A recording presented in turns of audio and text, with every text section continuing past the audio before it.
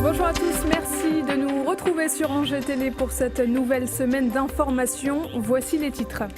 Les Pays de la Loire, terre de recyclage, c'est la conclusion d'une enquête sur l'efficacité du tri des déchets dans notre région. Les détails à suivre dans ce journal. Le top départ de la randonnée des vendanges de Rochefort-sur-Loire sera donné ce dimanche. Pour en parler avec nous, nous recevrons Jean Mingot, l'organisateur de l'événement. Et comme tous les lundis, enfin, nous reviendrons sur les événements qui ont marqué ces dernières 48 heures. Direction Beaucouzé, le Plessis-Gramoire et l'hippodrome d'Angers en fin de journal. Vous ne le saviez peut-être pas, mais on utilise chaque année en France l'équivalent de 90 milliards d'emballages divers et variés. Pour réduire et recycler cette masse considérable, la France s'est lancée il y a une vingtaine d'années dans une politique de recyclage des déchets. Ce lundi après-midi à Angers, les responsables d'Éco-Emballage, l'un des acteurs principaux du secteur du recyclage, ont présenté les résultats d'une enquête sur l'efficacité du tri dans la région des Pays de la Loire. Et vous allez voir que le département de Maine-et-Loire fait figure de bon élève dans ce classement. Et c'est ce que nous explique Fabrice Gadon.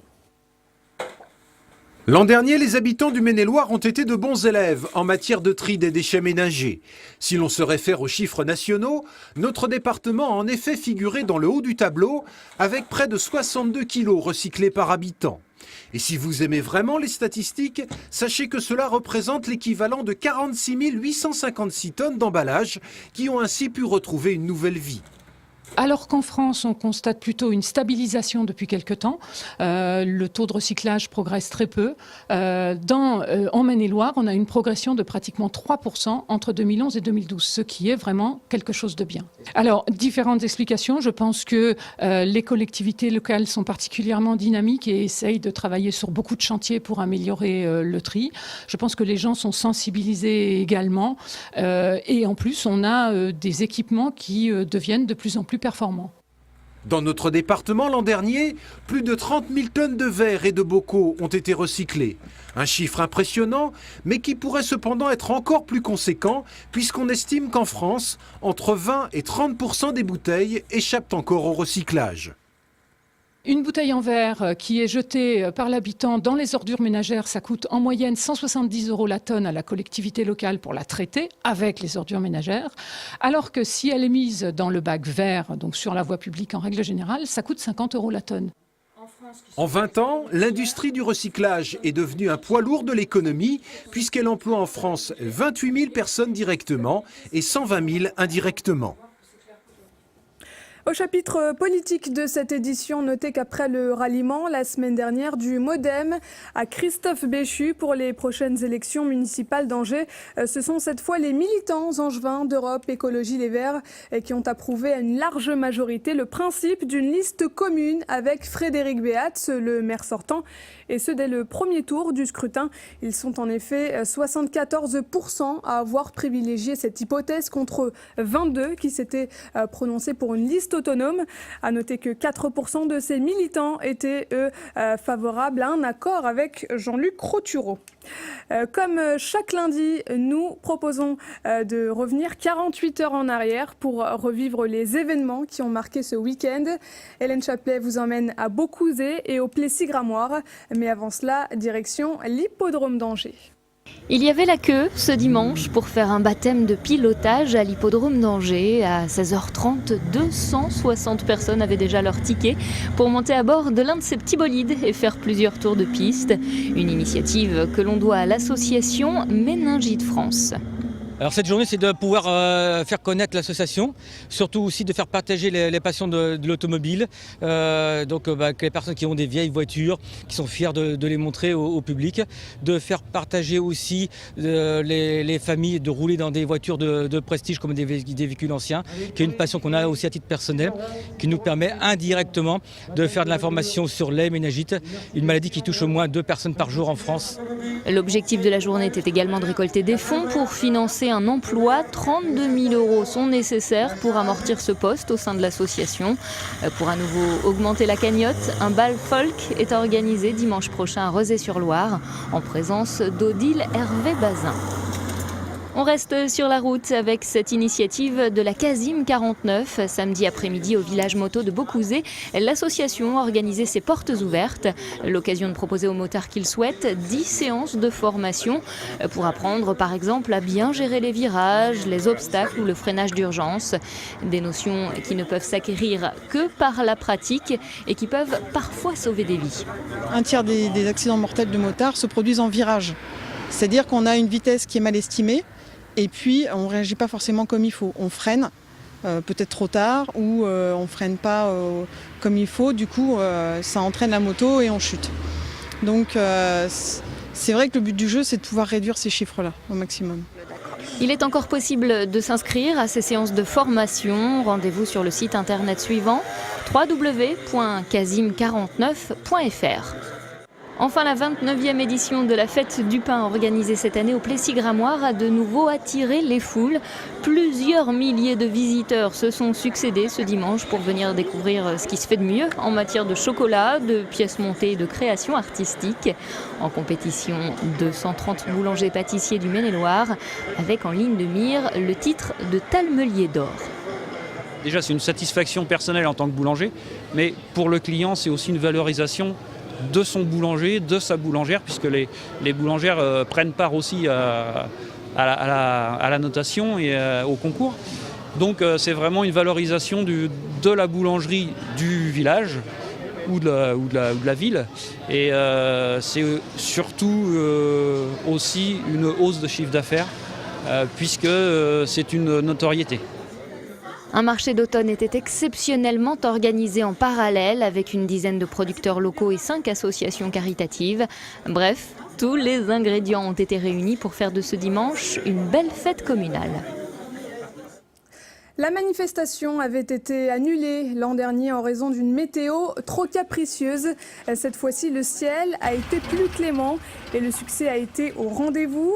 Les gémoiseries de Saint-James-sur-Loire ont attiré la grande foule.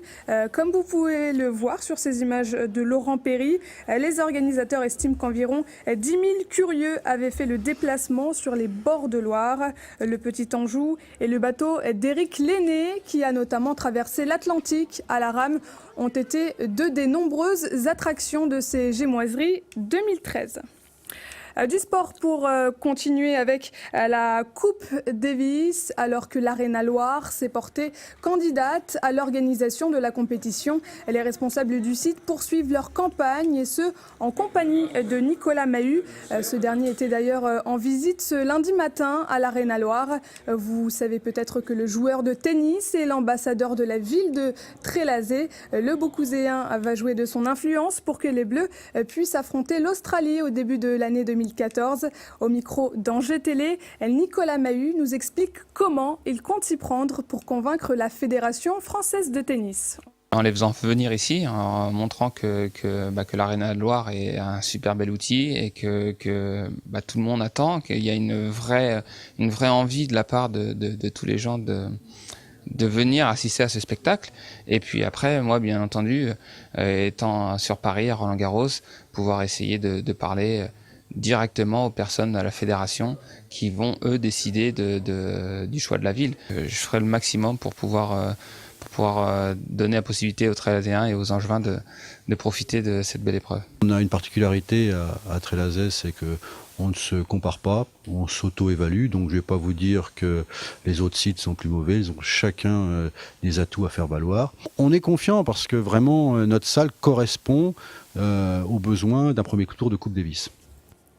Le verdict est attendu dans 2 ou 3 semaines. Le site organisateur de la Coupe Davis devrait être connu durant l'Open de Paris-Bercy. Un mot de basket pour vous dire que l'UFAB est passé tout près de l'exploit samedi lors de la deuxième journée de Ligue nationale féminine. Après avoir mené au score une bonne partie de la rencontre, les Angevines ont fini par s'incliner face à l'AT Montpellier 62-66. Une deuxième défaite qui place les joueuses de Brito de Souza à la 12e place du classement.